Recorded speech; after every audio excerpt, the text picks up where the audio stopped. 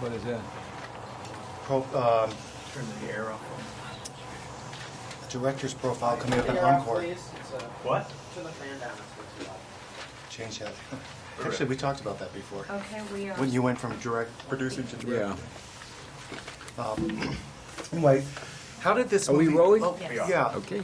Did you come on board the project when it was already into a screenplay form, or were you before that? No, I acquired the rights to the music and then hired Jay Cox to write it and work with him for 3 years on the screenplay. I wish somebody had turned the script over to me and said, here, do it. And I would have saved 3 years of my life. But that doesn't happen, really. No, we worked on it, came up with the concept, and Jay wrote it, and I worked with him on it to get the vision that we had. The vision where Kevin Kline as Cole Porter is watching his life. That's right. You came up with that. Yeah, we came up with together. it. Yeah, Jay and I together, and the idea really to do a love story of this long-lasting marriage of 38 years, and he's gay, was the big challenge. How do we get the right tone for that story without exploiting it, and without making it seem unusual? And it is unusual, and find the balance of it all. It didn't seem unusual in his circle, though. I don't think it's unusual when you look at the film, do you? I mean, you buy it, so I Well, think that part of it was successful.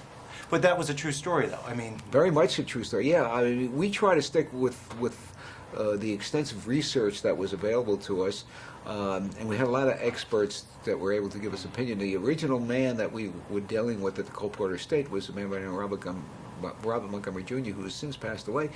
But he was Cole Porter's lawyer, and he gave us a lot of information. So that was very, very helpful to us. so did you find out anything new about him that hadn't been published? Yeah, we found out from Robert Kimball, and from Robert Kimball, who is the creative consultant to the Cole Porter estate, and from Robert Montgomery, that they try to have a baby and that she miscarried, and it becomes a very important part of their relationship in the film.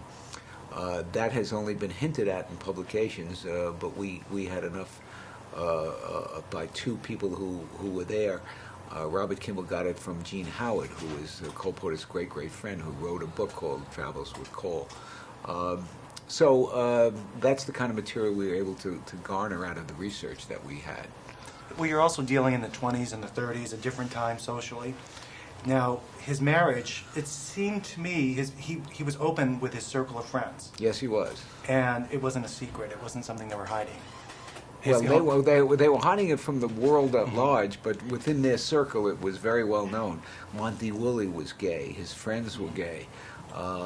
And there was that whole group of men that traveled around together.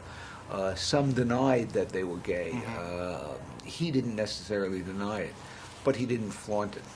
Because that would have, I mean, you don't really know of any open, there's no open relationships or open gay men in the 30s in Hollywood, open anyway, that you know of. It wouldn't work. But what we did is when we did the gay nightclub scene in the film, as you notice, it's downstairs, it's below ground, because all that stuff was below the surface, and it was in an underground. They existed, but they certainly weren't open.